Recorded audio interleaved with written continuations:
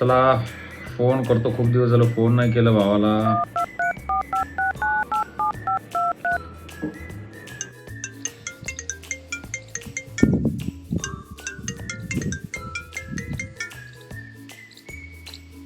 Hello.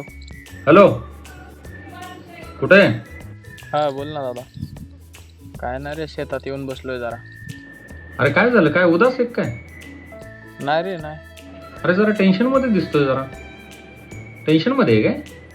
अरे नाही tension मध्ये, असं झालोय. बोल ना. अरे तुझा आवाज काय चांगला वाटत नाही, नक्की काय झालं सांग.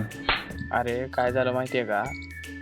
अरे कालपासून बायकोनी जेवायलाच दिलं ना रे. मला कशाचा राग आलाय काय माहिती तिला. जेवायला दिलं नाही?